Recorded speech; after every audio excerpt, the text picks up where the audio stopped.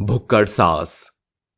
Sharmila table पर पसरी हुई खा रही होती है, तभी उसका पति सरजू आकर कहता है, हे भगवान, कैसी भुक्कड़ लुगाई पल्ले पड़ी है जिसके लिए सिर्फ उसका पेट ही पहाड़ रहता है। तो क्या मैं आप दोनों की जैसी भूखे पेट ही चल पड़ूं? ना बाबा ना, मुझसे ज्यादा देर भूख बर्दाश्त नहीं होती। 55 वर्षीय शर्मिला का चेहरा एकदम गोल मटोल, चेहरे पर लाल बड़ी बिंदी, बनारसी साड़ी और थुलथुला शरीर था। उसकी एक बहुत ही बुरी आदत थी, वो जहाँ कहीं भी खाना देखती बिना कुछ सोचे टूट पड़ती। वो तीनों लड़की वालों के घर पहुँचते हैं, जहाँ टेबल पर ढेरों खाना देखकर भुक्कड़ शर्मिला कहती है, खाने का भंडार देखकर मेरे भूखे पेट का सब्र का बांध टूटता जा रहा है। शर्मिला बिना कुछ सोचे खाने पर टूट पड़ती है। ये देख लड़की की माँ चंदा कहती है, ओ जी, हमारी भाग्यश्री की सास तो भुक्कड़ निकली। देखो कैसे गाय भैंसों की तरह जुगाली कर रही है। भुक्कड़ शर्मिला पलक झपकते ही सारा खाना सफा चट करके एक लंबी डकार लेकर कहती है, वाह क्या कचौड़ी है और करारे समोसे बनाए थे। आहा, कसम से मजा आ गया। अगर आपकी पेट पूजा पूरी हो गई हो तो बात आगे बढ़ाई जाए। अरे मुझे तो हमेशा से ही भाग्यश्री जैसी बहू चाहिए थी, जो बढ़िया खाना बनाना जानती हो। भूखी शर्मिला की बातें सुनकर उसका पति सरजू बात संभालते हुए कहता है, दरअसल आनंद की अम्मा को मजाक करने की पुरानी आदत है। पारिवारिक रजामंदी के साथ दोनों का रिश्ता तय हो जाता है। उसके बाद वो विदा लेकर घर आते हैं, जहाँ सरजू कहता है, बेहिसाब खाकर तुम स्लीव वेल का गद्दा होती जा रही हो। इतना खाओगे तो एक दिन फट जाओगी। अरे क्यों मेरे छुई मुई जैसे शरीर को नजर लगा रहे हो? अरे पहाड़ जैसे शरीर का मिसाल छुई मुई से मत करो।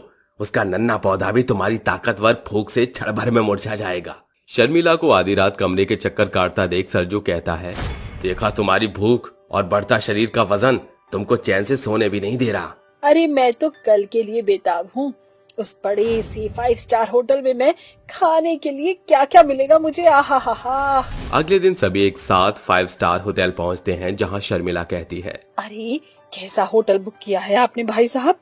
यहाँ के वेटर कितना धीमा काम कर रहे हैं। ऐसे तो भूख से मेरी जान ही निकल जाएगी। इतनी भूख तो दानव को भी नहीं लगती होगी।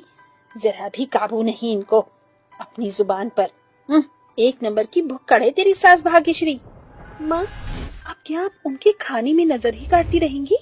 अरे क्या खसर फुसर चल रही है माँ बेटिया में?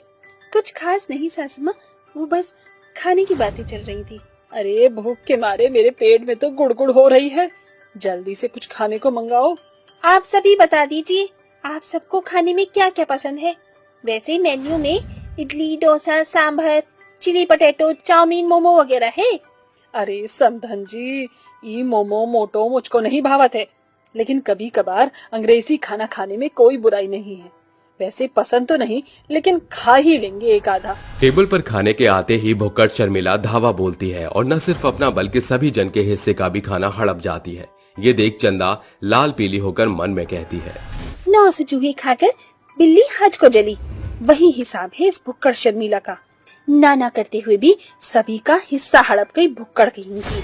होटल के तमाम लोगों की निगाहें अपना खाना छोड़कर भूखी शर्मिला पर टिकी होती हैं, जिसे देख सरजू कहता है, अरे जरा सा तो शर्म कर लो शर्मिला, हम सड़क के भंडारे में नहीं होटल में बैठे हैं, थोड़ा तो तहजीब दिखाओ। आह, जो करे शर्म उसके फूटे करम। जहाँ बात खाने की आए, शर्मिला की शर्म कोसों दूर भाग जाती है। अरे तुम्हारा बस चलता तो शर्म हया भी कौड़ियों के भाव बेचकर इसे भी खा जाती भुक्कड़ कहीं की। कुछ दिनों के अंतराल के बाद भाग्यश्री बहू बनकर ससुराल आती है, जहाँ सवेरे शर्मिला एक लंबा चौड़ा लिस्ट अपनी बहू को थमाते हुए कहती है, बहू आज तेरी चूल्हा चढ़ाई की रस्म है।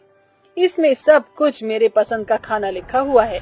भंडारा आलू, वेज बिरयानी, शाही पनीर, आलू मेथी, पूरी, खीर, दाल मखनी, कचौड़ियाँ, समोसे, कोफ्ता, पुलाव, पकौड़े। अरे इन्हें पढ़ने में वक्त जाया करने से अच्छा खाना बनाना शुरू कर दे। शर्मिला के जाते ही भाग्यश्री खुद से कहती है, ऐसा लग रहा है जैसे मैं रसोई घर में नहीं 5 सितारा होटल में बावर्ची खाने में खड़ी हूँ। भाग्यश्री को खाना बनाते सुबह से रात हो जाती है और उसका पति खिड़की से झांक कर कहता है, अरे भाग्यश्री और कितना टाइम लगेगा तुम्हें? आनंद गुस्से से तिल मिलाकर पांव पटकता हुआ अपने कमरे में जाकर कहता है, कितने अरमान से इन फूलों की सेज को सजाया था, लेकिन माँ की भूख ने बीच में कांटा बनकर मेरे अरमानों का बेरहमी से कत्ल कर डाला। शर्मिला को खाता देख सरजू एक बार फिर कहता है, तुम्हारा पेट है कि जानवर की नाद, कैसी भुक्कड़ सास हो। बहू को बावर्ची बनाकर किचन में धकेल दिया, पूरा दिन जानवरों की तरह जुगाली करके तुम्हारा मुंह नहीं थकता क्या? तुम क्यों बिना मतलब हम सास बहू के बीच में आ रहे हो? खाने दो मुझे। बेहिसाब खाने के कारण उसको अगली सुबह शर्मिला को लूज मोशन की परेशानी होने पर भाग्यश्री कहती है, माँ जी आप ठीक तो हैं? अरे बहू, अगर मैं ठीक होती तो सवेरे से गुस्सल खाने में ही थोड़ी घर बसाकर बैठी होती। बहू अपनी बिगड़ी सेहत की कसूरवार तेरी भुक्कड़ सास खुद है। जहाँ कढ़ाई पनीर देखती नहीं कि उसमें कूद पड़ती है। ये लीजिए माँ जी, नींबू पानी पीजिए। बहू की देखरेख के कारण शर्मिला दोबारा ठीक हो जाती है, पर उसकी ज्यादा खाने की आदतों में कोई सुधार नहीं आता। एक रोज उसकी पड़ोसन उसके घर आकर कहती है, शर्मिला न्योता लाई हूँ, आज मेरी बेटी की शादी है, हम जरूर आएंगे।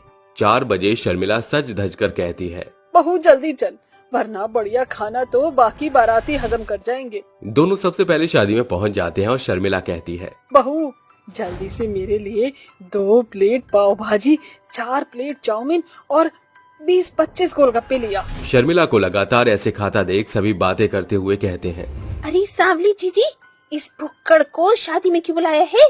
मुझे भी पछतावा हो रहा है। मेरी बेटी की शादी में ये कंजूस मक्खी जूस 21 रुपए का लिफाफा लेकर आई थी और आधी बारातियों का खाना पीना अकेले ही पचा गई थी। अगर ये भुक्कड़ ऐसे ही खाती रही तो बारातियों के सामने मेरी इज्जत उछल जाएगी। इसको मजा चखाना ही होगा।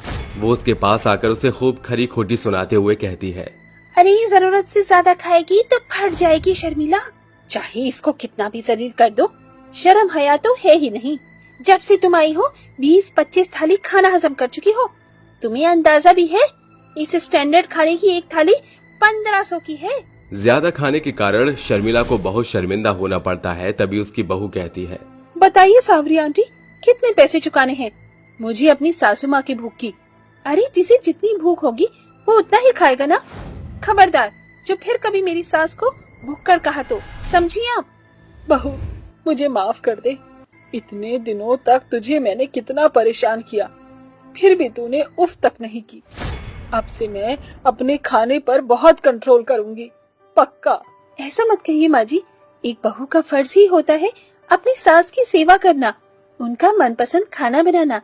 लेकिन आपको अपना थोड़ा सा मोटापा कम करना होगा, इसीलिए अब से मैं आपके लिए पौष्टिक खाना बनाऊंगी जिसमें तेल मिर्च मसाला एकदम कम हो और जो आपकी सेहत के लिए फायदेमंद भी हो। अब से तेरी ये भुक्कड़ सास अपने खाने पर काबू जरूर करेगी। इस तरह वक्त रहते शर्मिला की अकल ठिकाने आ जाती है और वो अपने बहू के हाथों का खाना खाकर अपना मोटापा और ज्यादा भूख दोनों पर एक साथ काबू पा लेती है।